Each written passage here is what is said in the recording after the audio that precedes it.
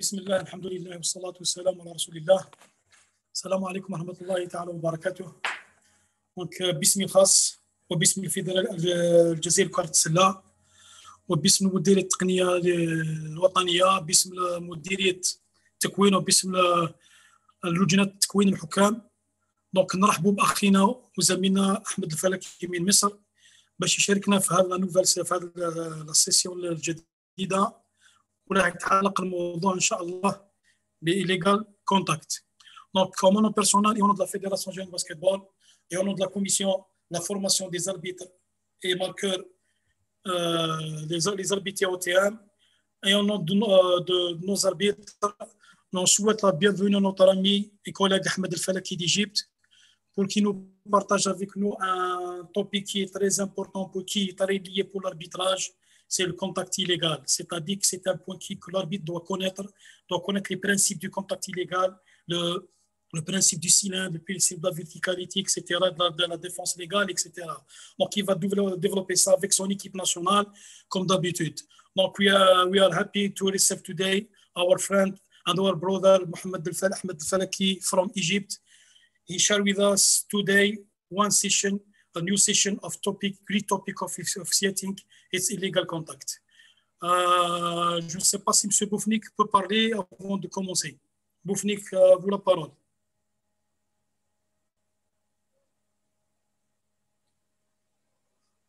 Apparemment, donc, il ne peut pas. Donc, Ahmed El-Falaki, تفضل لك الكلمة. Go ahead, my friend. كلم الأول بالعربي ولا بالفرنسي؟ الاثنين. Yes, this session will be in three languages, Arabic, French, and English. If you want, we can explain in English, Arabic, or French if you want. For me, it's for interesting. We can explain for three languages. Three languages يبقى هنقعد 3 ساعات. تفضل يا أخي تفضل. Donc مساء الخير, bonsoir and good evening. Bonsoir à vous tous. Ça, c'est la première fois que je suis avec la Fédération algérienne de basketball. Je vous présente aujourd'hui, comme M. Kamal vous a dit, le contact illégal. Cette même session, ce même point, on a discuté avec le FIBA l'année dernière. Donc, Ahmed. Oui. Avant de commencer, donc, لابد نعرفوا شكون أحمد الفلكي هذه. Donc, you must know he's أحمد الفلكي. Donc, je vais vous faire connaître qui est أحمد الفلكي.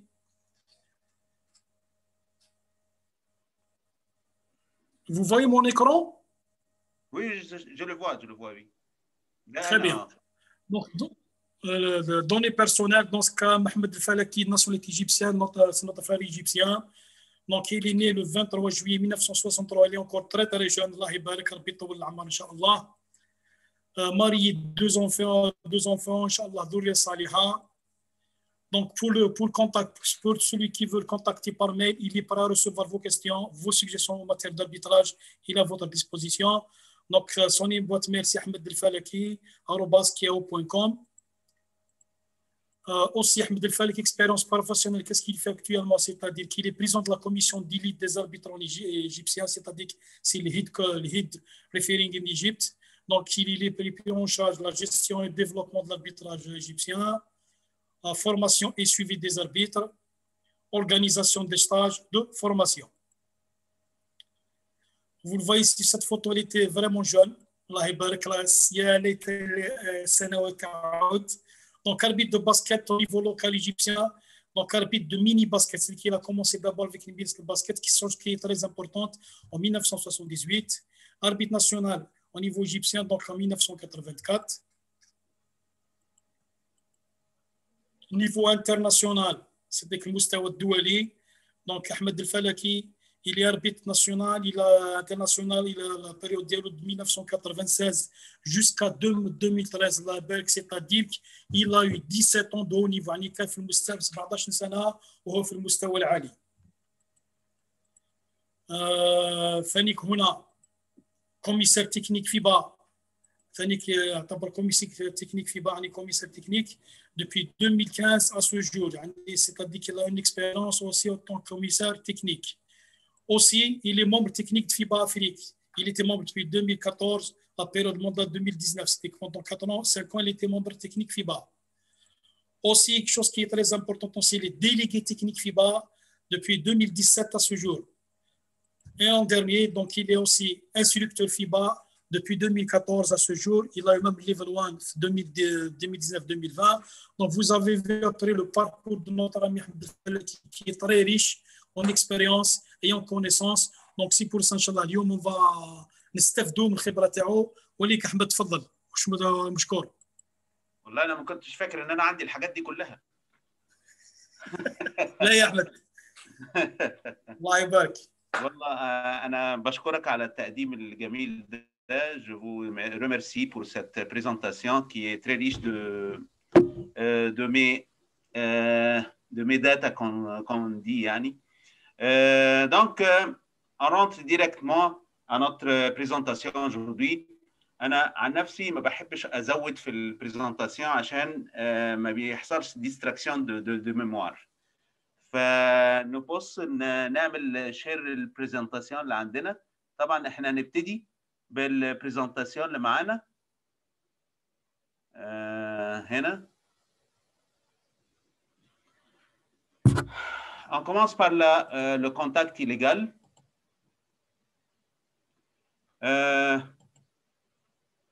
Bien sûr, durant le match, أثناء المباراة, during the game, il y a des mouvements de 10 joueurs dans un espace de 28 mètres fois 15, 28 fois 15 mètres, ça c'est la dimension du terrain.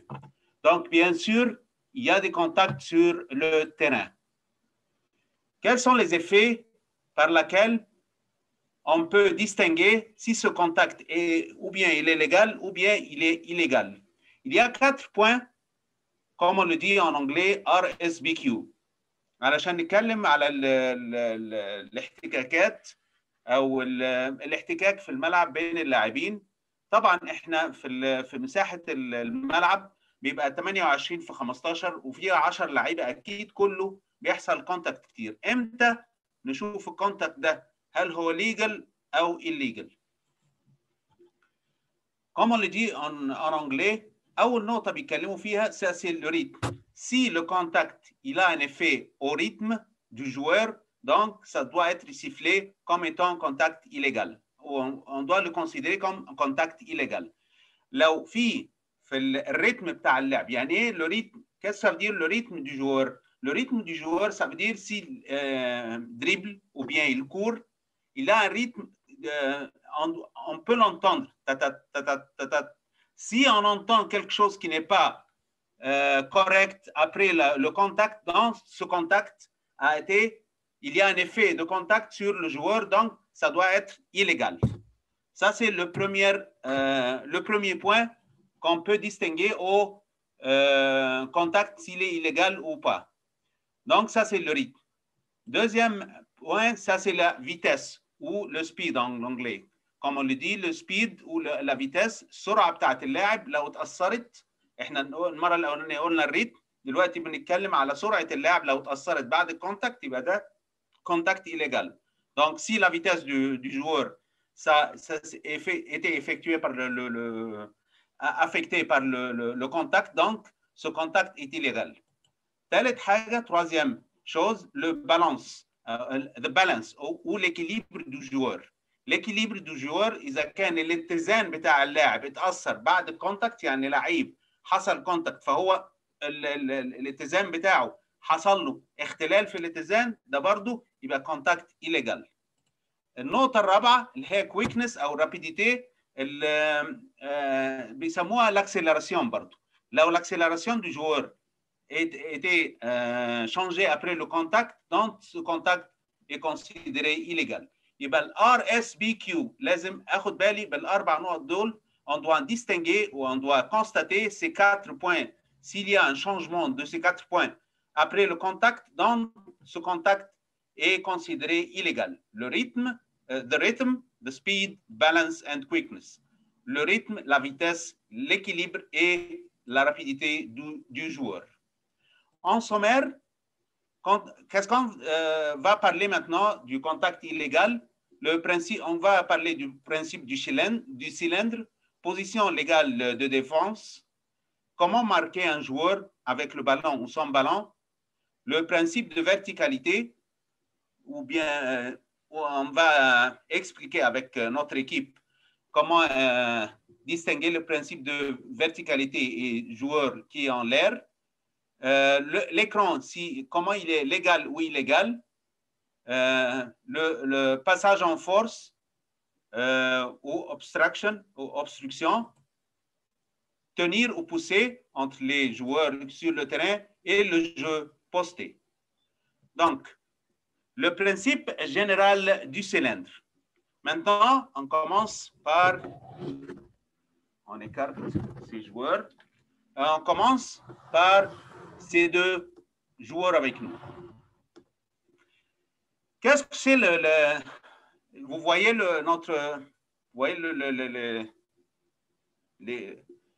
Kamel, vous voyez les poupées ou j'enlève l'écran? لا حسيت شلون في الاكران باش يبان لك الاكران تاع لي بوبي كبيره شيخ احمد. اوكي ومن بعد عادوا للاكران. اوكي très bien. C'est bien maintenant? Très bien. OK. Maintenant, on va parler sur le point de cylindre. Qu'est-ce que c'est le cylindre? C'est un espace imaginaire qu'un joueur occupe quand il est au sol.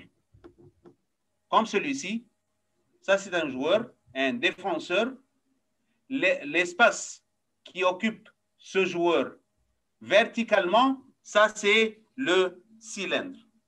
Donc, si ce joueur, il a une position défensive légale, donc son cylindre, ça, c'est le cylindre qu'il occupe.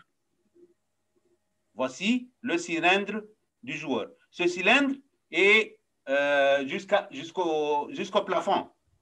Donc, il peut sauter verticalement dans sa position, puisqu'il garde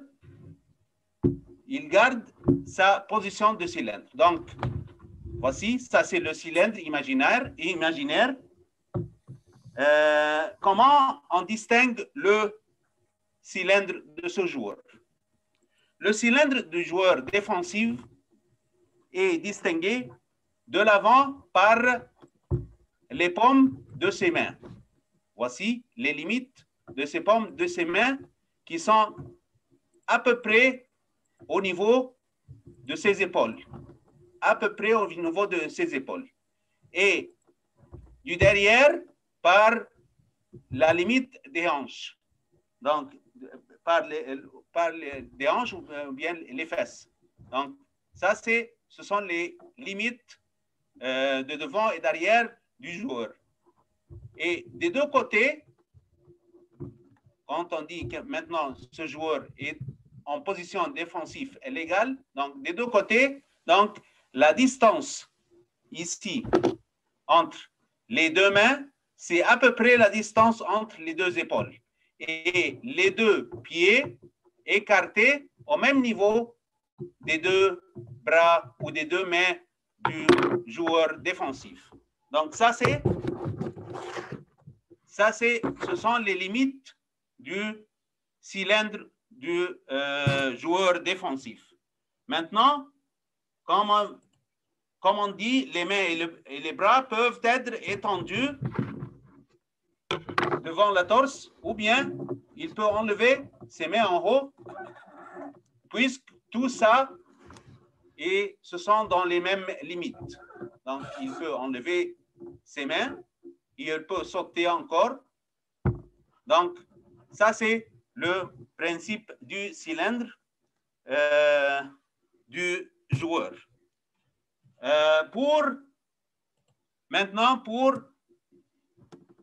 Ça, c'est pour le défenseur. Maintenant, pour l'attaquant ou le joueur offensif.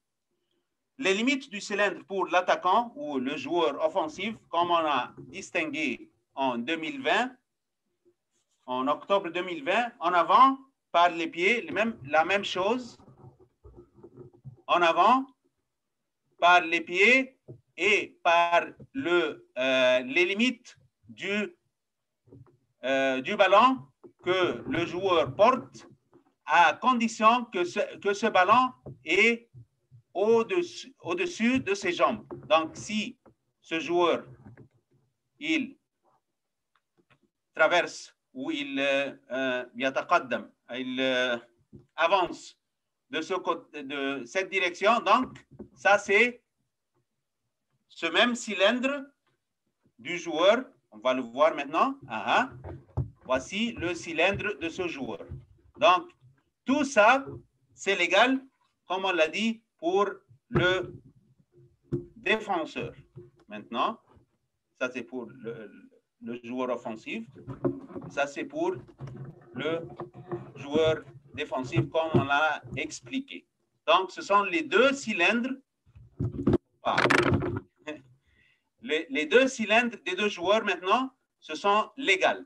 Donc, dans n'importe quel moment, si ces deux cylindres se déplacent sans aucune intervention de l'adversaire, donc tout ça, c'est légal durant le match.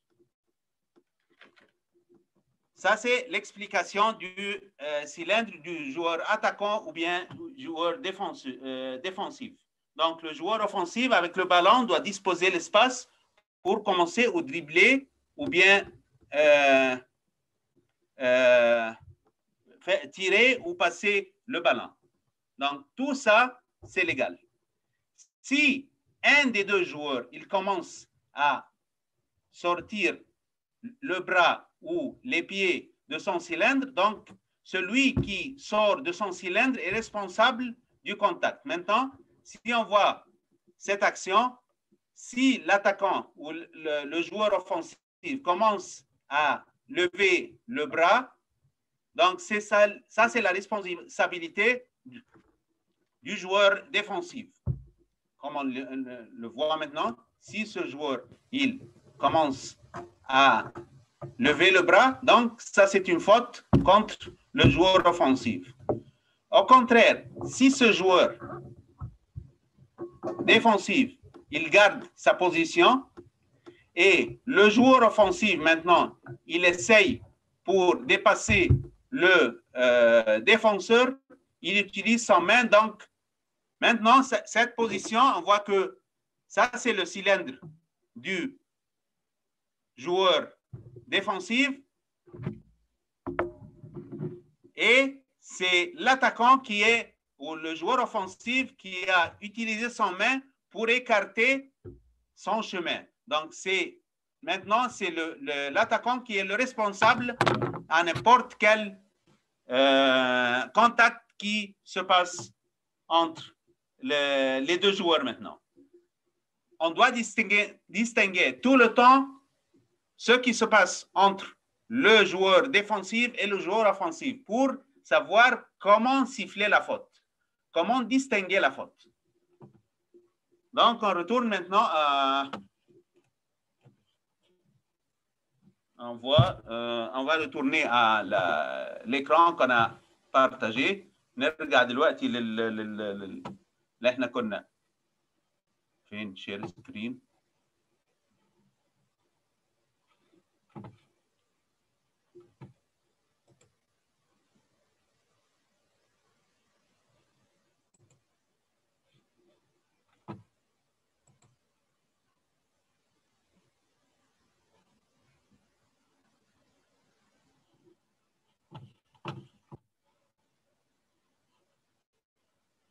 Il n'y a pas de screen, مش مشكلة. طب شايفين الشكل عندي ولا مش شايفينه؟ شايفين السكرين، شايفين. ديروا باك جراند ايكران، ديروا جراند ايماج. برانسيب جينيرال دو سيلندر اتاك نشوفها سي احمد. نعم. السكرين تاعك اللي بارطاجي اون فوا. vous le voyez؟ وي كبر كان ليماج، ديروا ديكوراما. OK.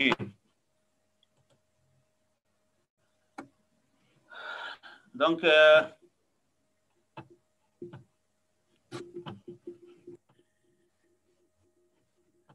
واضحة ولا مش واضحة؟ مش عارف أنا واضحة قدامكم واضحة الشيخ أحمد روح واي والله. ها؟ تخبي وش عليك.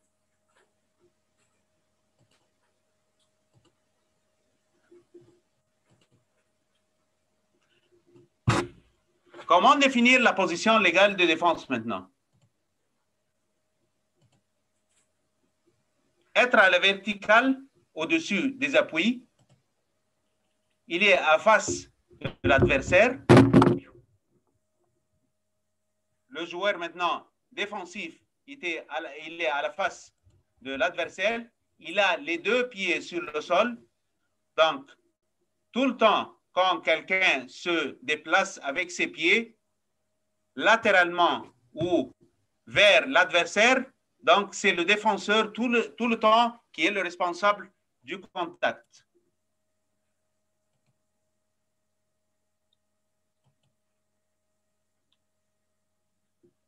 Ici, on applique le même principe du cylindre. Bien sûr, lever les bras et les mains au-dessus de sa tête ou bien sauter verticalement tout en maintenant en position verticale à l'intérieur du cylindre imaginaire. Donc, le joueur défensif, s'il saute dans sa position, il retourne dans sa position, donc il est toujours dans une position légale de défense. Un défenseur qui maintient une position légale de défense ne peut pas être tenu responsable s'il se déplace latéralement ou recule. Si le défenseur se déplace latéralement avec le joueur offensif, donc tout ça, c'est considéré légal. S'il se déplace latéralement ou bien il se recule. Si le contact a lieu sur le torse du défenseur, alors c'est l'attaquant qui est responsable du contact. Donc, il faut s'assurer que le défenseur n'a pas avancé sur le porteur du ballon ou bien le défenseur a maintenu sa position légale de défense, la verticalité de tout le corps. Comment marquer un joueur avec le ballon? Pour marquer un joueur avec le ballon, les éléments de temps et de distance ne s'appliquent pas. Qu'est-ce que c'est les éléments de temps ou de distance? Comme on l'a appris à l'école, distance et temps, ça veut dire vitesse. Donc, un joueur qui se déplace avec le ballon, il a une certaine vitesse. Mais toujours, celui qui se déplace avec le ballon, il sait où il va changer sa direction.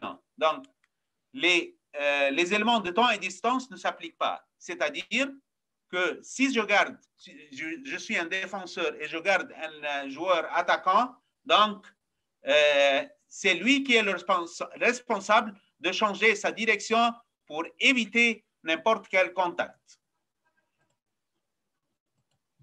Le défenseur doit prendre une position initiale légale de défense en évitant tout contact avant de prendre sa position.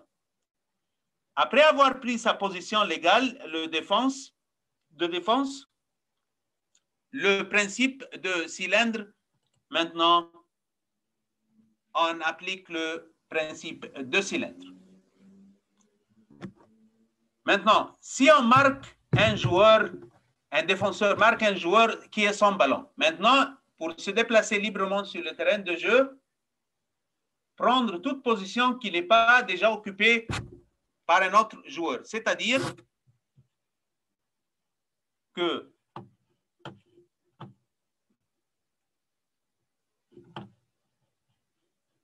vous voyez les joueurs maintenant avec moi? Kamel. Vous voyez ce joueur défensif? On les voit, très bien. Ok. Maintenant, ce joueur défensif, sans le ballon, il a le droit de se déplacer sur le terrain n'importe où. Il peut courir n'importe où. Mais pas Maintenant, on parle d'un joueur offensif qui est sans le ballon. Donc, il peut garder ce joueur ou se déplacer n'importe où sur le terrain, autant que celui-ci est devant lui, pas derrière lui, devant lui, et il laisse la distance convenable pour ce joueur se déplace.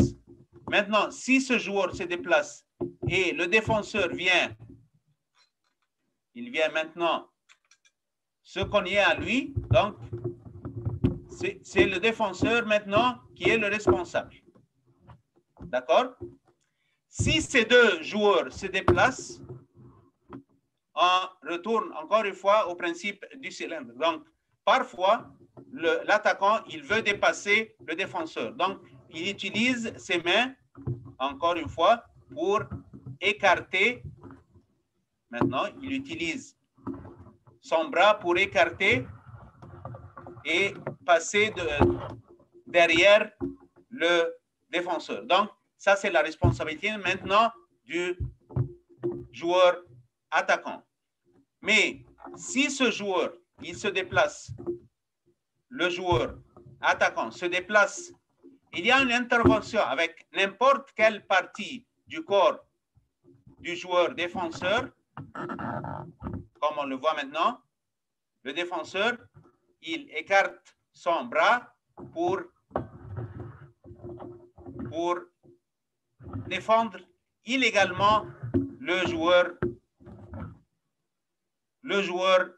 offensif. Donc, ça sera la responsabilité du joueur défensif.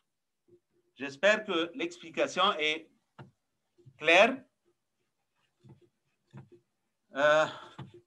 On retourne encore une fois.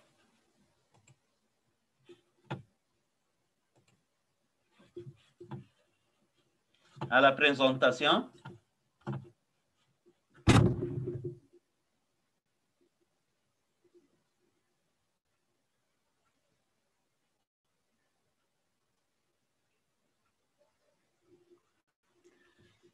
Comme on l'a dit, marquer un joueur sans ballon, se déplacer librement sur le terrain de jeu, prendre toute position qui n'est pas déjà occupée à un autre joueur. Éléments de temps et distance doivent être appliqués, comme on l'a expliqué maintenant, et donner suffisamment la distance étant à l'adversaire en déplacement pour s'arrêter ou changer de direction.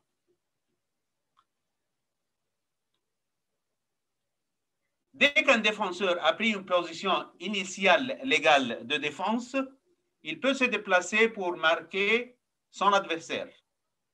L'interdiction d'étendre les bras et les épaules et les hanches ou les jambes pour empêcher l'adversaire de passer, ça c'est interdit. Le défenseur a le droit de tourner ou mettre ses bras devant ou près des corps à l'intérieur de son cylindre pour éviter une blessure. Parfois, on voit le défenseur, ou avant, on voyait le défenseur, il mettait toujours les bras comme ça. Les bras croisés devant lui. On voit toujours cette position du défenseur.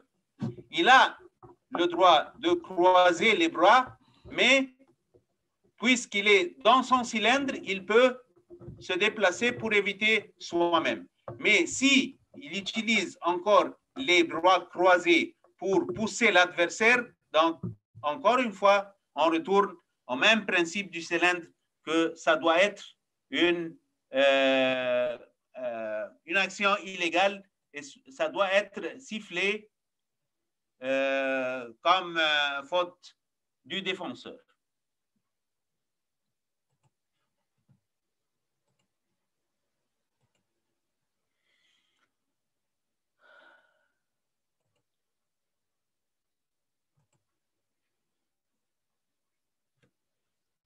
Dès qu'un défenseur a pris une position initiale légale de défense, il peut se déplacer pour marquer son adversaire on a dit tout ça, interdiction d'étendre les bras, a droit de tourner ses bras devant le corps pour éviter n'importe quelle blessure. Il a le droit d'occuper une position de cylindre sur le terrain qui n'est pas occupée par un adversaire. Ça, on l'a expliqué. L'espace qu'il occupe sur le sol est tout aussi bien l'espace de l'espace au-dessus de lui quand il saute verticalement dans son espace. Comme on l'a dit, puisqu'il saute dans son cylindre, donc ça c'est légal. Un contact avec l'adversaire qui a déjà établi son propre espace, le joueur qui a quitté son espace vertical est responsable du contact. Donc, comme on le dit dans l'explication, maintenant, si ce joueur saute verticalement pour défendre le joueur offensif, donc ce joueur peut sauter verticalement et retourner au sol au même endroit, ou bien il peut sauter et descendre dans un endroit qui n'est pas occupé à n'importe quel joueur. Mais si ce joueur défensif, il saute, il intervient avec l'adversaire, donc c'est celui-ci qui est le responsable maintenant. Au contraire, si l'attaquant qui est avec le ballon ou bien sans le ballon, maintenant, si cet adversaire qui est avec le ballon, il saute pour faire l'action de tir. Il saute pour faire l'action de tir. Ce joueur, il commence par faire l'action de tir. Donc, puisqu'il occupe encore sa même distance ou bien son même cylindre, donc tout ça, c'est légal.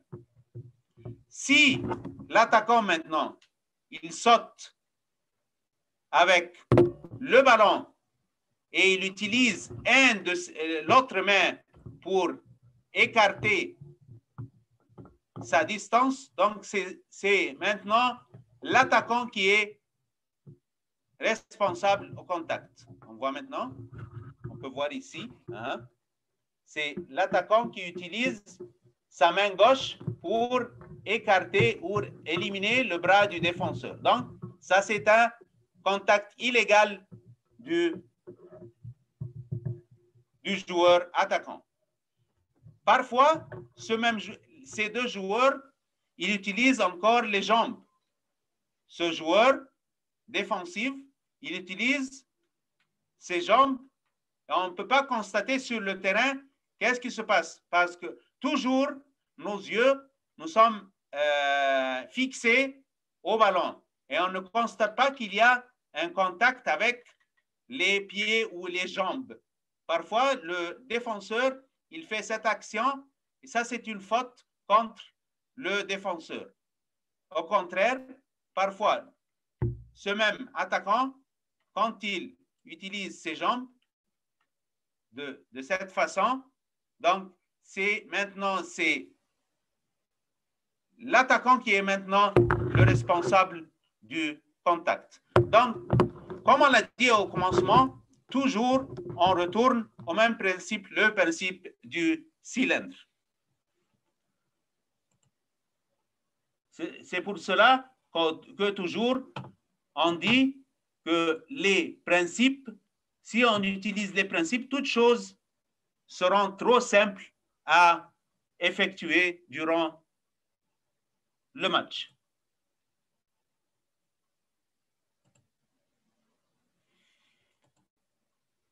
Principe de verticalité et joueur en l'air. Il doit occuper, il a le droit d'occuper une position de cylindre sur le terrain qui n'est pas occupée par un adversaire. L'espace qu'il occupe au sol est tout aussi bien l'espace au-dessus de lui quand il saute verticalement dans son espace. Un contact avec l'adversaire qui a déjà établi son propre espace, le joueur qui a quitté son espace vertical est responsable du contact, comme on l'a expliqué. Maintenant, le joueur qui est en l'air, il a le droit de sauter en l'air, comme on l'a dit, de retomber de nouveau au même endroit, ou bien de retomber à un autre endroit du terrain de jeu. À condition, point de chute plus le chemin direct entre le point de saut et le point de chute, pas déjà occupé par un adversaire au moment où il quitte le sol. À noter que si cette condition n'est pas appliquée, le contact est illégal du sauteur, soit que le sauteur est le défenseur ou bien l'attaquant. Le défenseur, maintenant, ne peut pas se mettre sur le chemin d'un adversaire après que ce dernier ait sauté. Donc, c'est-à-dire, si maintenant, si on a ce joueur qui a sauté vers le basket et celui-ci n'était pas au chemin du joueur attaquant, il ne peut pas se diriger devant lui quand celui-ci est en l'air, puisque le joueur qui est en l'air ne peut pas changer sa direction, même qu'il porte le ballon. Donc, puisque ce joueur, il est à la direction du basket et ce joueur vient se déplacer devant lui, même si le défenseur tombe, donc ça c'était la responsabilité du défenseur, parce qu'au commencement du saut du joueur attaquant, le défenseur n'était pas à la position défensive légale. Donc, ça sera la responsabilité du joueur défensif.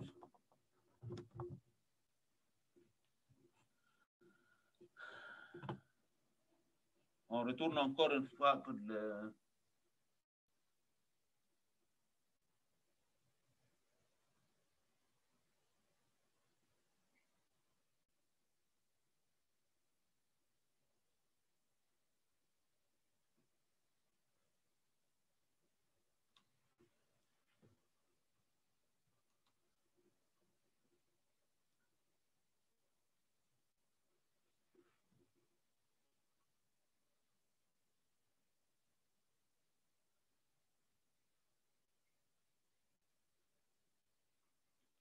Point important que le défenseur ne peut pas se mettre sur le chemin d'un adversaire après que ce dernier ait sauté, ne peut pas se placer sous un joueur en air et provoquer un contact qui est habituellement en faute antisportive.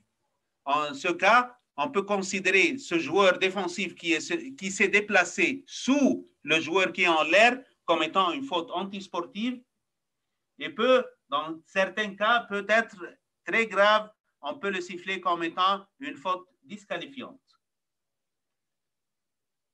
Lutter pour s'approprier le ballon. Le principe de verticalité pour lutter pour s'approprier le ballon et le principe de verticalité doit être respecté. Le joueur placé dans le dos d'un défenseur s'expose à la responsabilité du contact. S'il crée un contact en avançant vers son adversaire, c'est-à-dire le joueur qui est au dos du défenseur ne peut pas utiliser les mains pour pousser l'attaquant pour s'approprier pour le ballon.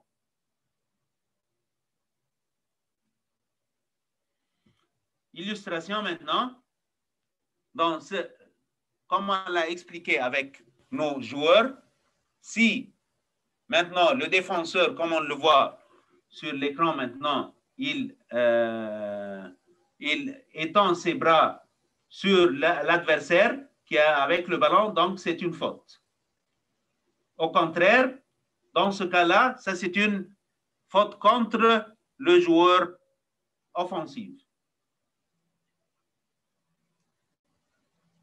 L'écran, comment il est légal ou bien illégal? Qu'est-ce que c'est l'écran? L'écran, c'est un essai de retarder ou d'empêcher un adversaire sans le ballon d'atteindre une position désirée sur le terrain de jeu. Ça, c'est la définition de l'écran. S'il a les deux pieds au sol, il doit avoir les deux pieds au sol, celui qui fait l'écran. doit avoir les deux pieds au sol, il doit être stationnaire à l'intérieur de son cylindre lorsque le contact se produit. Donc, c'est légal. C'est-à-dire, en notre cas, si maintenant il y a un joueur attaquant maintenant, il veut dépasser l'adversaire. Maintenant, on a l'attaquant qui veut dépasser l'adversaire. Cet adversaire ou bien ce joueur défensif, comme on le voit, il est dans une position défensive légale. Ce joueur, le joueur rouge, il veut dépasser l'attaquant. Donc, son coéquipier, il doit être stationnaire, les deux pieds sur le sol et gardant le principe du cylindre pour que ce joueur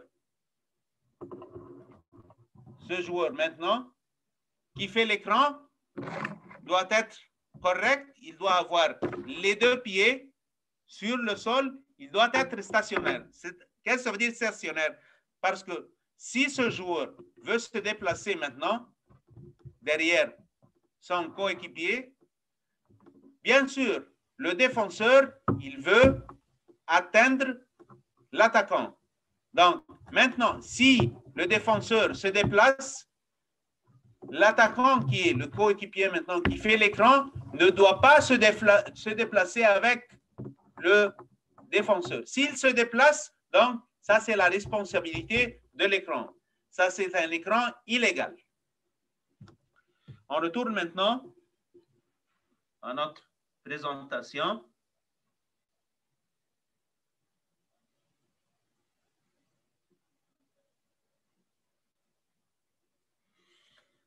Qu'est-ce que c'est l'écran? C'est un essai de retarder ou d'empêcher un adversaire sans le ballon d'atteindre une position désirée sur le terrain de jeu. Comme on l'a expliqué, ça c'est légal. Maintenant, si celui qui fait l'écran, il était en déplacement, n'a pas respecté les éléments de temps et distance sur un adversaire en déplacement, ou bien il n'a pas laissé une distance suffisante en faisant l'écran hors du champ visuel d'un adversaire stationnaire. C'est-à-dire, si le joueur qui fait, maintenant on va voir un joueur qui fait un écran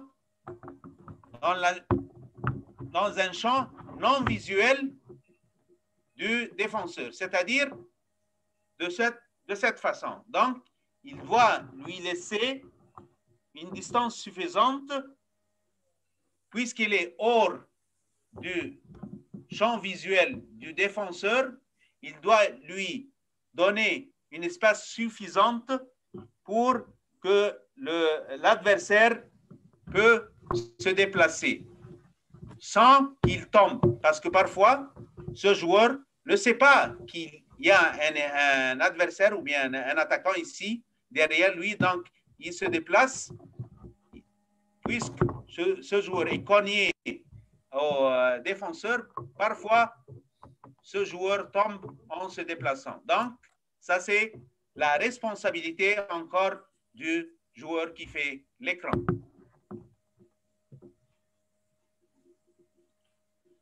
Maintenant, on retourne à notre présentation.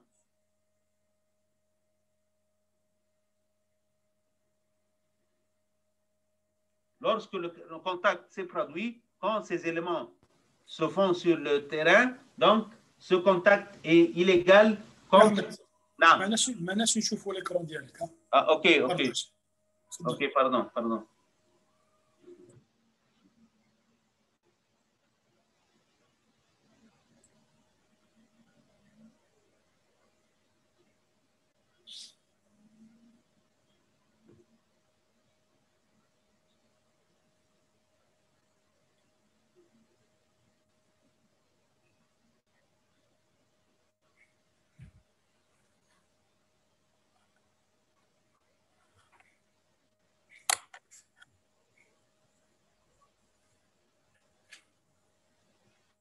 Maintenant, c'est clair?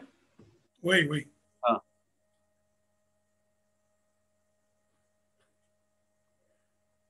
Ah. Comme on le voit maintenant, que si on a discuté l'écran comme il est légal ou illégal. Lorsque le contact se produit et les éléments qu'on a discutés maintenant sont appliqués, que le joueur qui fait l'écran est en déplacement ou bien il n'a pas respecté les éléments de temps et distance sur un adversaire ou bien il n'a pas laissé une distance suffisante en faisant l'écran hors du champ visuel d'un adversaire stationnaire, donc ça c'est illégal. L'écran, comme point à noter, l'écran peut être fait dans le champ visuel, devant ou latéral d'un adversaire stationnaire. Ou bien le joueur écran peut faire l'écran aussi près qu'il le désire à condition qu'il n'y a pas de contact. S'il est hors de champ visuel d'un adversaire stationnaire, le joueur qui fait l'écran doit permettre à l'adversaire de faire un pas normal vers l'écran pour provoquer le contact. L'écran peut être fait dans le champ visuel, comme on l'a dit, ou bien l'écran peut faire, ou le joueur écran peut faire l'écran aussi près qu'il le désire, à condition qu'il n'y ait pas de contact.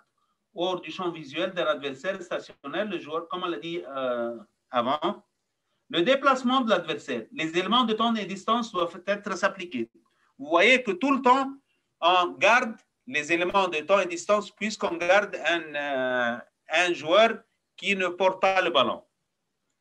Le joueur qui fait l'écran doit laisser assez d'espace pour permettre à un joueur sur lequel l'écran a été fait d'éviter l'écran en arrêté ou en changeant la direction de distance sur le terrain du joueur. Maintenant, on peut voir quelques cas de l'écran maintenant. Un joueur qui porte le blanc dans la figure A, le joueur 15, il est stationnaire, il a les deux pieds sur le sol, donc c'est un écran légal. Même pour les deux filles, le numéro 12 qui fait un écran légal encore avec le numéro 3.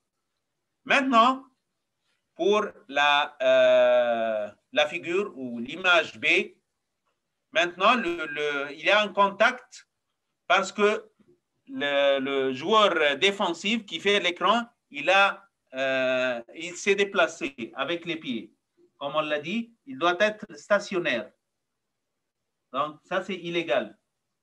Ou bien, il utilise les mains pour éviter le joueur numéro 3, la joueuse numéro 12, elle utilise les deux bras pour éviter ou bien empêcher la joueur numéro 3 pour se déplacer. Donc, c'est illégal. La troisième chose ici, quand on garde un joueur qui n'est pas au champ de visuel, il se déplace, donc c'est encore illégal. Passage en force ou obstruction. Qu'est-ce que c'est? Contact personnel illégal avec ou sans ballon commis en poussant ou en se déplaçant contre la torse de l'adversaire. Comme on le dit, la faute offensive. Ça, c'est la faute offensive. En tout cas, la faute offensive, 90%, ça se dépasse sur le torse de l'adversaire. Qu'est-ce que c'est le torse? Ça, c'est la distance ou ça, c'est le torse de l'adversaire. Ça, c'est le torse de l'adversaire. Donc, la poitrine et le ventre. Ça, on le nomme le torse de l'adversaire. Si le joueur, avec ou sans le ballon, il vient de pousser l'adversaire dans le torse, c'est une faute offensive. Donc, ça, c'est ce qu'on dit le passage en force ou obstruction.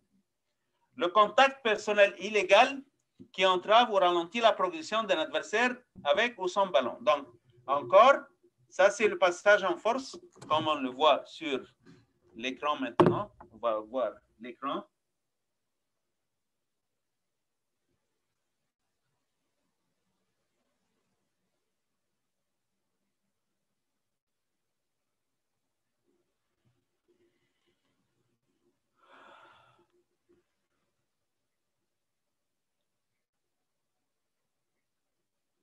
Contact personnel illégal, comme on le voit dans les deux figures ou les deux images,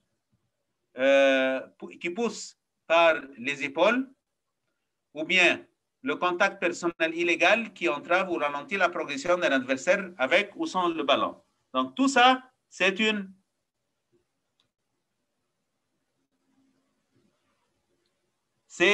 une passage en force. Ça, c'est le résumé de tout ce qu'on a dit maintenant pour le contact de défenseur ou de l'attaquant. Maintenant, on peut laisser l'écran maintenant et expliquer quelque chose qui est très important et qui est noté cette fois-ci dans les nouvelles changements d'octobre 2020. L'action de tir. L'action de tir est quelque chose qui est attaché au contact du joueur. Parce que... يا أحمد حبس البارتاج تاع الإكران ديالك. الصورة راهي صغيرة بزاف. صورة صغيرة؟ يحبس البارتاج تاع الإكران. أيوة جيد. طيب très bien. Ok. Très bien. Ok. Maintenant, l'action de tir. On doit distinguer le petit changement qu'ils ont fait à l'action de tir. Il y a deux cas d'action de tir. في طريقتين للشوتينج. Premier cas de tir, c'est si ce joueur, il a les pieds sur le sol, il a le ballon dans les mains, il commence à prendre le ballon et diriger ses mains en haut vers le basket. Autant, ou bien,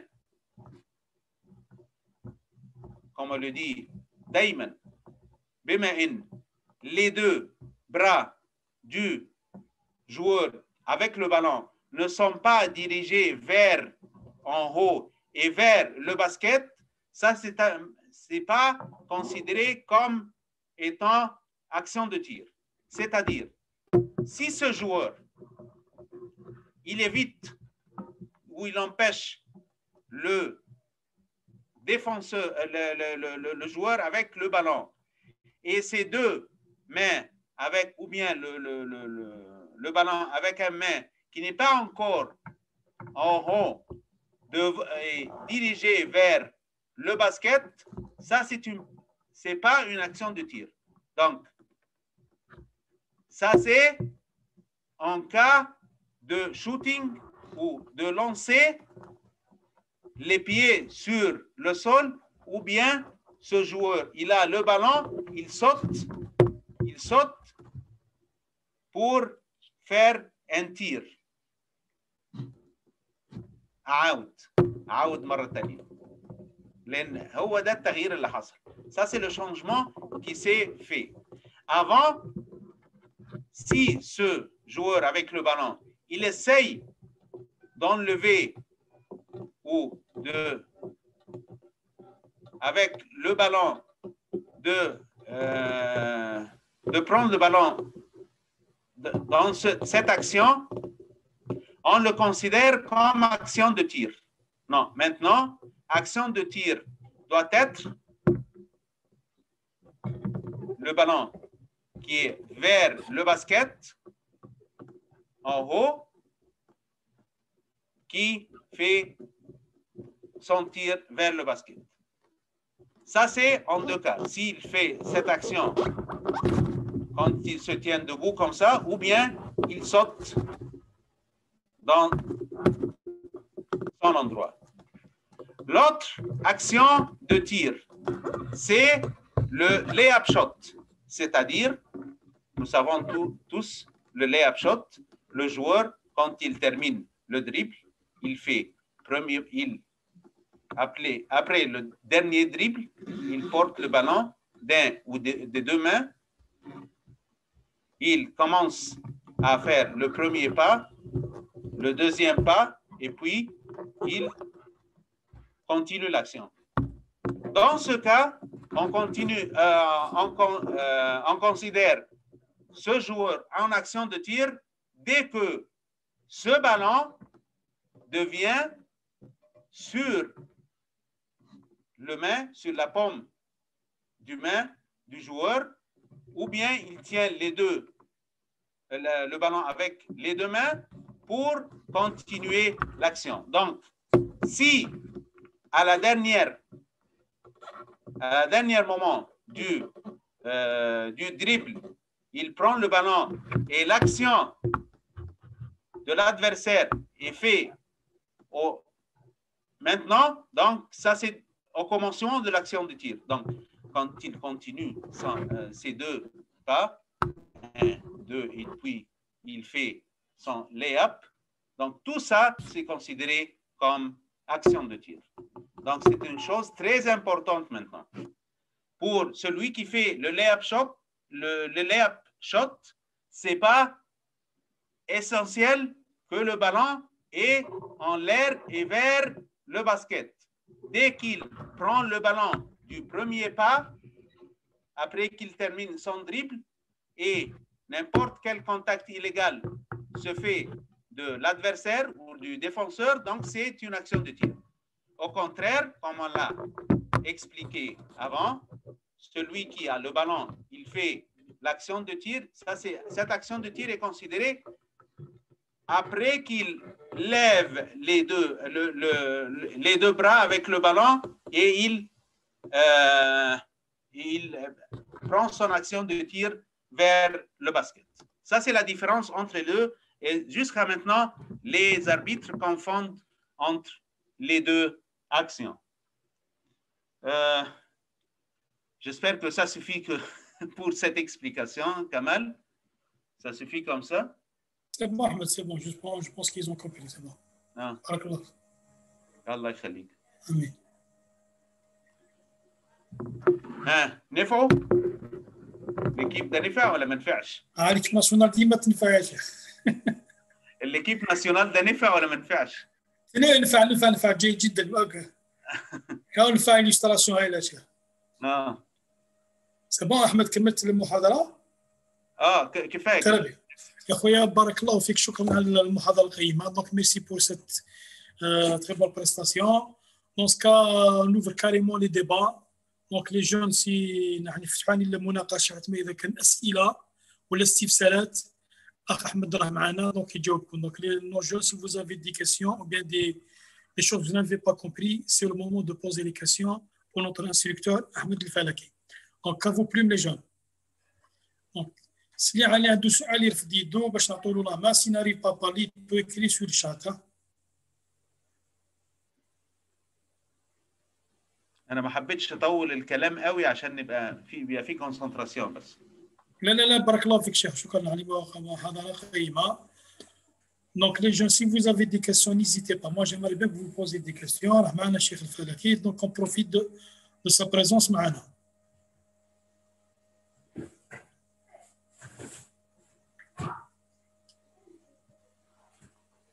طب والله كويس، يبقى الشرح كويس اهو.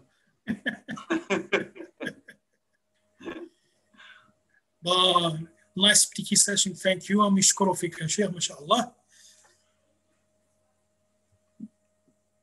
هو الليكيب هو اللي كويس مش انا.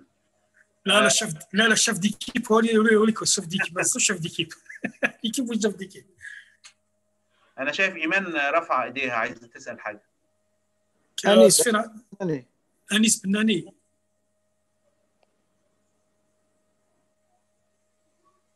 انيس اترفض ولا ما اترفضش؟ انا ما اعرفش. جوستومون ترفض، مالوريزمون ترفض يا شيخ. ليه كده؟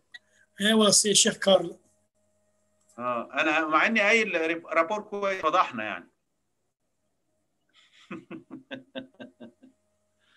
ليه يا سفيان؟ ما احنا كويسين. Iman, si vous avez question, Iman, apparemment vous avez question, vous voulez intervention. تفضلي Iman, active ton micro s'il vous plaît. Iman. السلام عليكم، مساء الخير. عليكم السلام. مساء الخير. اهلا كابتن احمد. اهلا. ان شاء الله امورك بخير. شكرا على المحاضره القيمه، ونشكرك على المجهودات المبذوله خاصه باللغه الفرنسيه. شفناك باللي عملت مجهود مشكور. الله يخليك. ثانك يو سو ماتش. سؤالي برك اذا كان ممكن كابتن احمد فضل. على السيجنالز. يعني حتى نميز بين لما تكون فيه اكت اوف شوتين ولا ما كانش فيه اكت اوف شوتين. يعني لما يمشي الحكم الريبورتينج، يعني السيجنالز الخاص لما يكون، يعني تعطينا شويه يعني حتى الحكام يفهموا مليح الفرق بين. هو طبيعي اول ما لما تعمل الكول. ايوه نعمل. انا بقول يا دو لانسي فران، يا اون لانسي فران، يا 3، يا 1 2 3، يا اما جو في لو سين على الارض عشان اقول انها فوت قبل الاكسيون دو تير من الاول. بعدين ايوه بعدين لما يمشي للريبورتينج. تمام. ما خلاص، ما انا قلت من الاول انها فوت مش في الاكسيون دو تير، فهعمل ريبورتنج واقول بقى اذا كان ما اعرفش اذا كان في كات فوت ولا لا، بس اذا كان ريميز اون جو ولا اذا كان اللعيب في الاكسيون دو تير يبقى بقول اذا كان ايوه 2 و 3 لانسي فران. بس مبدئيا من ساعه لما بعمل الكول او بعمل الفوت او بعمل الاكسيون في الاول بسيفل une faute، je dis 2 ou 1 ou 3 ou bien je fais le signe sur le sol, vers le sol, qui exprime que ça c'est pas une action de tir. ايوه بس لا انا يعني بالك ما فهمتنيش السؤال. الريبورتينغ بمعنى لا ناتور تاع لا فوت، لا ناتور تما دير لو هيت الحركه لما يكون في اكت اوف شوتين فيه دي سيجنالز ولا لا ناتور لا فوت يكون يدك الفوق، والاخرى الهيتينغ يعني السيجنالز يكون الايادي يعني. ايوه على حسب الكونتاكت، ما ممكن يبقى الكونتاكت على الايد، ممكن كونتاكت ايوه على حسب يعني، ما ممكن يبقى لا يعني فرق لانه فيه الحركه سبيشال حركه اذا كان الحركه خاصه لما تكون في اكت اوف شوتين. لا ما انا ما شفتهاش، انت تعرفي حاجه قولي لي لو انت تعرفي، بس انا ما فيش Iman, précise bien ta question. Moi aussi, j'ai pas compris la question. تاعك واش حبيتي تقولي؟ La différence c'est-à-dire que la nature de la faute ou bien quoi, elle a bien expliqué لك الشيخ احمد. لا اكسبليكها بصح كي تروح لا طاب دو مارك دير السينيال تاع لو هيت كاين دو فيغور. لا بتدي سينيال طبيعي زي اي فوت، بس من الاول انت واخده ديسيزيون اذا كان العقوبه بتاعتها اذا كان لانسي فران ولا هتبقى ريميز اون جو من الاول. ايوه اوكي واضح. اوكي شكرا كابتن. عفوا مني. عباس.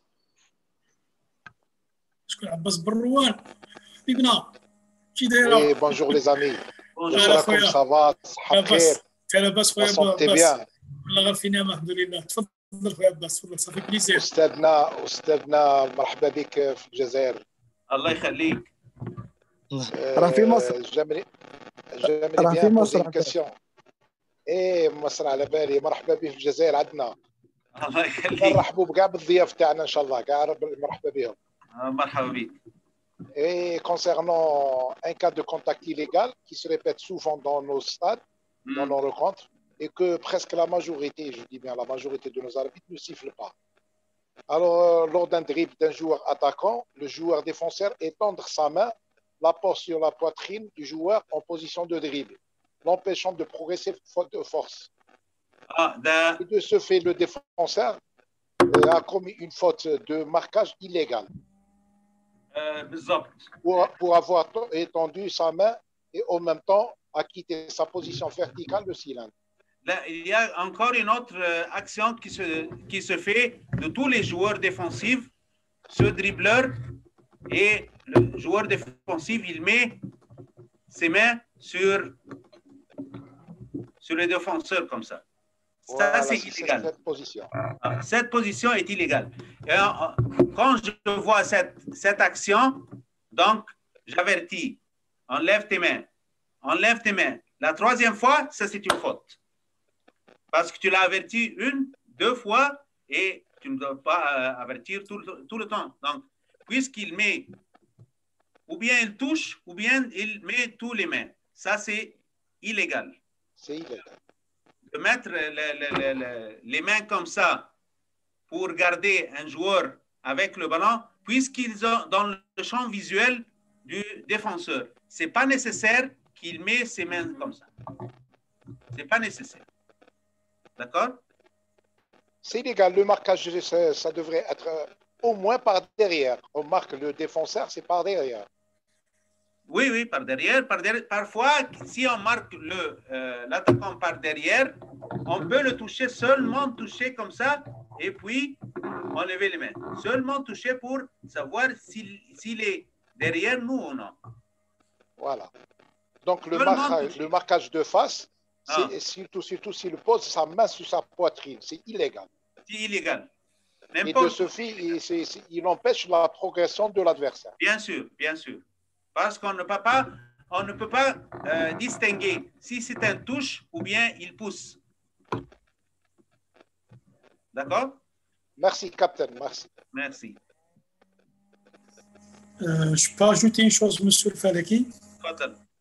C'est ça que monsieur Brad, dans le sens qu'il a expliqué Cheikh Al-Falaki, c'est que le force de toucher le joueur répétitivement. Répétitivement, voilà. C'est-à-dire qu'on doit l'avertir parce que l'action peut avoir la réaction du joueur attaquant. Bien dans le jeu univers. Ça se passe. Voilà. Oui, c'est ça. L'attaquant maintenant, il vient d'enlever sa main. Donc, qui est le responsable maintenant? Et oui. Si je laisse le défenseur, il met ses mains, donc je ne peux pas dire à l'adversaire ou bien l'attaquant qu'il doit être puni pour cogner le main du défenseur. C'est juste parce que c'est humain. L'attaquant, il va faire une réaction. Donc, on peut. Bien sûr, bien sûr. Si on est dans la faute, dans ce cas, on a l'avantage des avantages. On a donné un avantage au défenseur.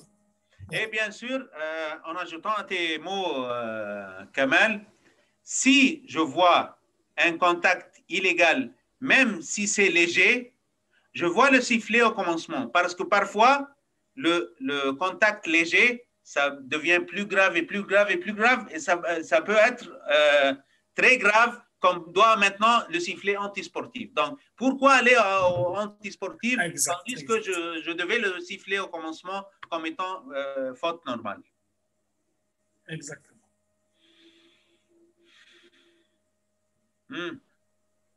N'importe quelle question.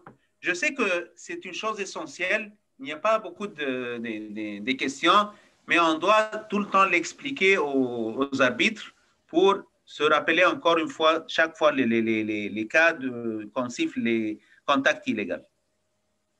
C'est juste parce que le principe du contrôle du jeu, si on contrôle bien les contacts illégaux, donc on peut contrôler le jeu. Si on arrive, si on met des contacts évidents qu'on ne siffle pas, là, ça peut dégénérer. Bien sûr. كمال. Oui. تفضل محمود. تفضل حميد تفضل. السلام عليكم chers collègues. أستاذ أحمد شكرا على المحاضرة القيمة. Je voulais poser la question suivante et savoir si elle fait partie des contacts illégaux. Quand on a le joueur attaquant qui va shooter et le défenseur qui monte en face de lui et qui met la main tout près de son visage pour le gêner. C'est-à-dire déjà que le défenseur est kharji doum cylindre تاعو et puis il met les mains في وجه l'attaquant de façon à le déranger le shoot تاعو. Comment peut-on se comporter à ce niveau-là? Ça, c'est une faute technique. Très bien. Faute technique directe. Très bien. Faute technique directe.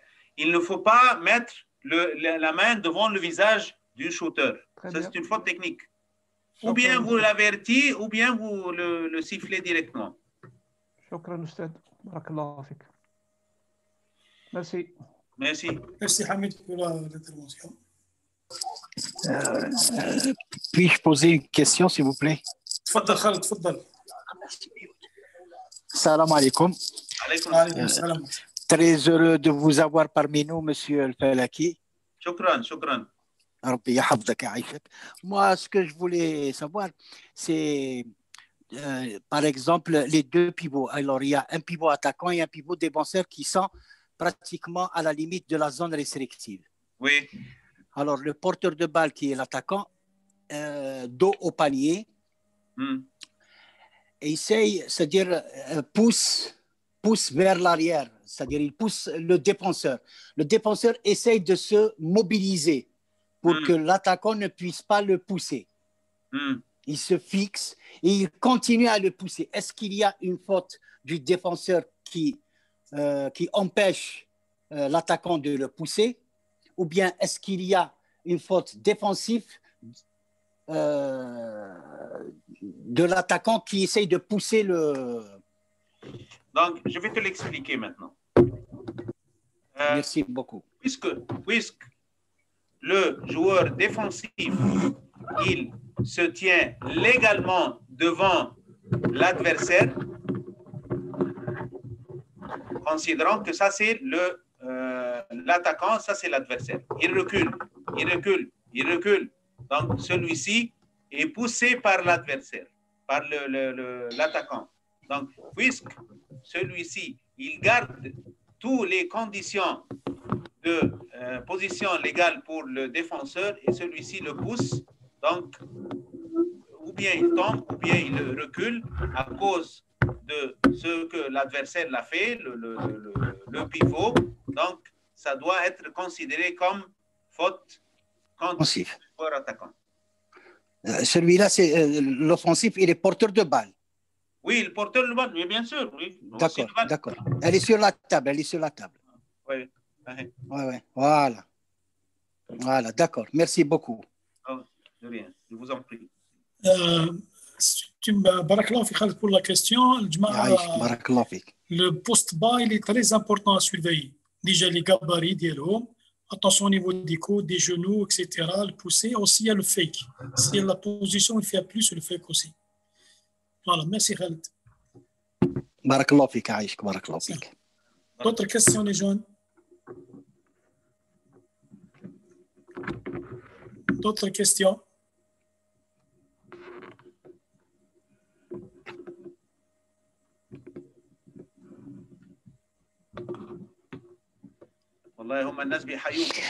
Est-ce que je peux rajouter encore une autre question, bien s'il vous plaît? Bien sûr.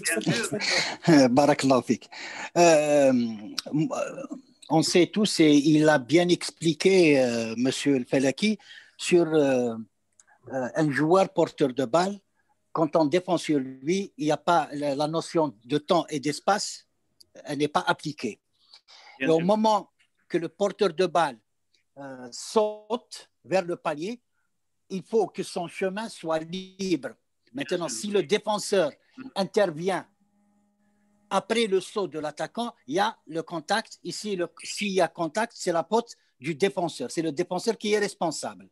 S'il est déjà sur son chemin avant qu'il saute, donc c'est l'attaquant qui est responsable. On est tous d'accord.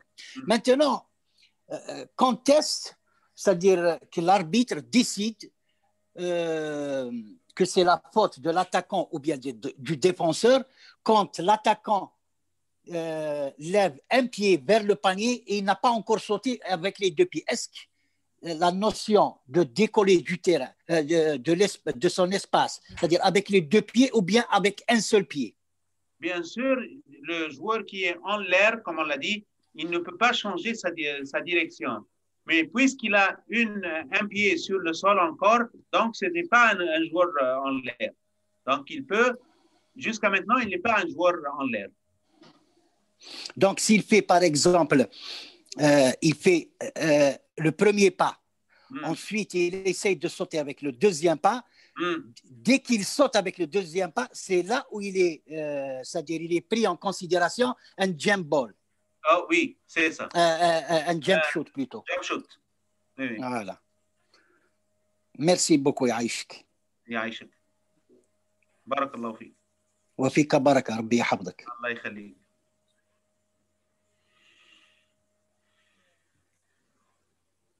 Les jeunes, c'est bon ولا نزيدو؟ On profite encore, on a Cheikh Falaki, عصرونا profitez les jeunes. Non, sincèrement, c'est un sujet très, très important et je crois que la plupart des fautes qui s'expriment sur le terrain, c'est cette règle يعني هي اللي تاخذ الاعظم تاع الاخطاء كاع من هذه النقطه هذه. C'est-à-dire joueur porteur de balle et joueur non porteur de balle, quand elles sont définies que c'est une faute offensive, faute défensive, LGP, legal guarding position, etc. C'est très, très important. Très important ce qu'il vient de démontrer et expliquer M. El Falaki. مظبوط مظبوط. C'est juste.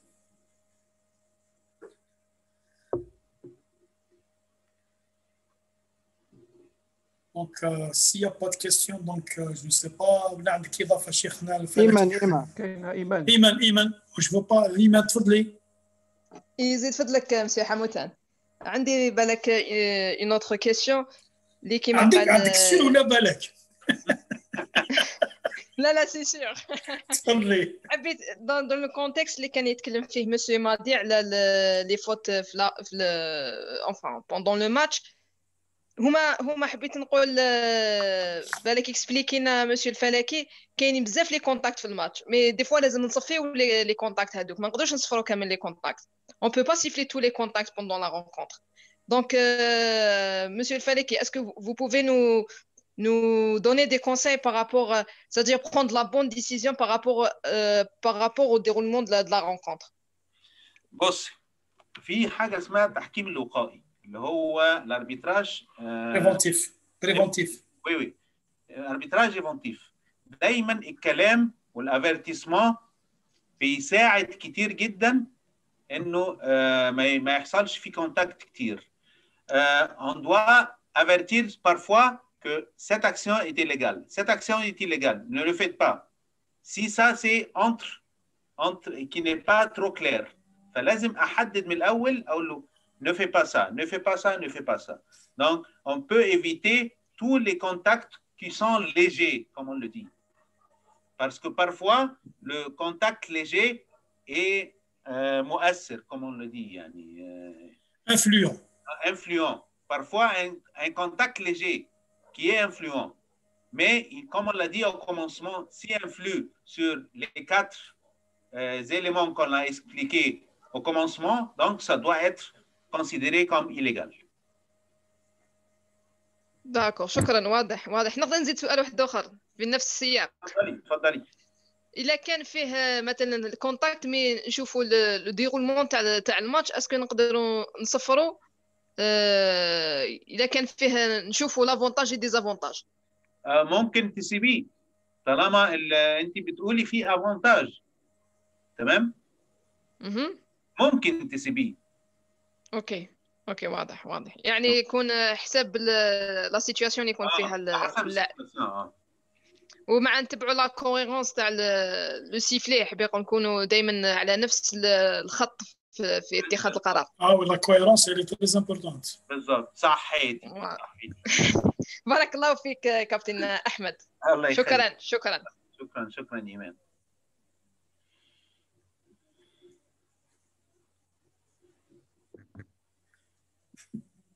Donc, je ne sais pas s'il y a d'autres questions.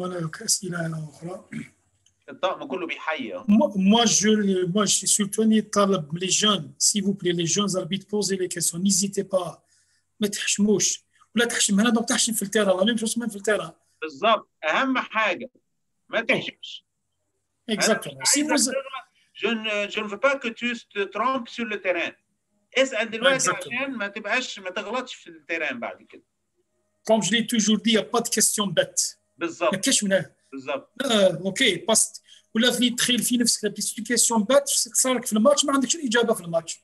ما تفهمش بعد الفلكي يجاوبك ما يجاوبكش الفلكي خلاص ماهوش معاك. بالضبط. اوكي. تفضل عباس. انا ممكن ازيد حاجه؟ تفضل شيخ. احنا دايما في الماتش اثناء الماتش بيحصل ايه؟ عباس 1 مينوت عباس. فازي احمد شيخ تكمل. بيحصل دايما اثناء الماتش durant le match tout le temps on dit ça c'est une faute ça c'est pas une faute ça c'est une faute ça c'est pas une faute. احنا كلنا بنختلف فلازم نتفق على حاجه واحده علشان on doit siffler les mêmes cas sur le terrain. تفضل شيخ عباس. Captain, concernant un match, c'est très important. Un match de 2-3 points d'écart. On prend en considération les avantages et désavantages d'une rencontre. Le principe avantage désavantage. Une action de dribble qui est une faute qui est grave. Est-ce que l'arbitre peut la négliger pour donner un avantage, puisque le basket c'est un sport de spectacle, pour donner un avantage de marquer au lieu de siffler une faute? Tu as dit une faute grave. Grave, c'est évidente. On donne l'avantage, c'est toujours on donne l'avantage de marquer au lieu de siffler, on revient à la faute. Pour marquer 2 points, il y a une faute qui est grave. Donc, la punition, c'est 2 lancers francs et ça, c'est une faute antisportive. Donc, tu peux donner 2 lancers francs et puis possession du ballon. Donc, la punition ou الجزاء زي ما بيقولوا هيبقى اقوى من انك انت تسيب ال2 بوينت. فاهمني؟ الا بقى اذا كان حاجه ثانيه بقى يعني فاضل 2 و 3 سكوند واللعيب طالع على الباسكت خلاص. Voilà, c'est ça. Ça change de statut. بالظبط. Parfois il y a peut-être un écart de 3 points. Et la fin du match, les dernières secondes de la fin du match. وقدامك انك تصفر حاجه من الاثنين، يا فوت انتي سبورتيف والفرق 3 بوين واللعيب رايح يشوت 3 بوين عشان يعمل ايجاليتي، فاللعيب الثاني الديفونسور عمل فوت تري جراف كي دوا تاتر سيفلي فوت انتي سبورتيف. لا مش ممكن هسيبها علشان اشوف اذا كان هيشوت 3 بوين ولا لا. ما ممكن يروح يشوت 3 بوين وما تجيش، اقول له انا سبتك عشان انت رايح تشوت 3 بوين. لا مش ممكن. Sinon, Captain, à quoi bon on siffle une faute personnelle pour donner 2 lancers francs alors qu'on peut donner avantage pour marquer les 2 points et... ممكن. بس انت dans ce cas, tu dis qu'on peut siffler une faute de 2 lancers francs. طب ما هو اساسا لو انا صفرت الفوت de 2 lancers francs il a marqué les 2 points, donc il va prendre un lancer franc supplémentaire. Donc c'est mieux pour lui de siffler la faute et puis il prend un lancer franc supplémentaire. Non, c'est pas la faute, c'est pas dans l'action de tir. S'il y a une faute de l'action de tir, on doit bien sûr valider le panier et donner 2 lancers francs. Mais si c'est une faute qui est bien derrière la ligne médiane ou je sais pas quoi, il a un avantage de marquer en dribblant, faire le double semaine. Tu dis ça c'est une faute contre un autre joueur, entre 2 autres joueurs qui n'est pas avec celui qui porte le ballon. Non, l'attaquant il est loin du panier, là on dribble. Panier, oui. Voilà. باش يدير درايف. ما في الحالة دي طالما لعيب بيعمل فوت علشان ياخد الكرة غير بيعمل فوت عشان يوقف اللعبة. Si un joueur il commet cette faute pour arrêter seulement la circulation du jeu, donc c'est une faute antisportive, c'est pas une faute normale.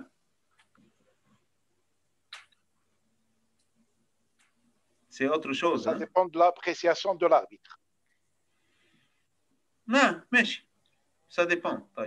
بس هو décision دايما si la faute est commise contre un adversaire pour arrêter la circulation du jeu, donc c'est une faute antisportive. À la tour. C'est-à-dire le troisième critère, arrêter une transition. بالضبط. Transition. Donc je pense ما كاش أسئلة أخرى. Donc خويا أحمد بارك الله فيك على المحاضرة القيمة. الله يخليك. ان شاء الله نزيدوا نشوفك في حصص اخرين ان شاء الله. ان شاء الله. دوك نقول لك في حصه انا هكذا ان شاء الله نزيدوا نشوفك ان شاء الله. Donc les jeunes, donc Inch'Allah, dans ce cas on se voit Inch'Allah le vendredi comme d'habitude. Et je peux vous donner le nom, je pense que ça va être Samira Baqil. Donc il يكون معنا peut-être ان شاء الله le vendredi prochain. ونقول لكم بارك الله فيك خويا احمد ثانية بارك الله فيك على المحاضرة القيمة. وان شاء الله المحكم تاعنا خاصة الشبان استفدوا معك. وبالتالي هذا الفيديو vous pouvez la voir sur YouTube la chaîne YouTube تاعنا. إلى ذلك الحين نقول لكم السلام عليكم ورحمة الله تعالى وبركاته. خويا أحمد بارك الله فيك وملاقاة خير إن شاء الله. بارك الله. السلام عليكم. شكرا. وعليكم السلام ورحمة الله وبركاته. عليكم السلام. دونك خويا أحمد ولا عندك كلمة أخيرة تختم بها من فضلك. أنا أشكركم جميعا. هتكلم بقى بالعربي كفاية فرنسي لحد دلوقتي. تفضل. أنا أشكركم جميعا. أنا سعيد جدا بالتواجد معاكم. طبعا ده يشرفني إن أنا أكون مع الاتحاد الجزائري الجامعة الجزائرية والاتحاد الجزائري لكرة السلة. ده شيء بيشرفني وكلكم أصدقائي. وأرجو إن أنتوا تكونوا استفدتوا من الحاجات البسيطة دي. حاجات أساسية بس مهمة. فأشكركم على استضافتي وأتمنى أكون معاكم في مرة تانية في محاضرة تانية أهم ونقط أقوى من كده بكتير. إن شاء الله. شكرا جزيلا. والله تحياتي للأشقاء في مصر والسلام عليكم يا جماعة الخير. سلام. شكرا جزيلا. شكرا. سلام.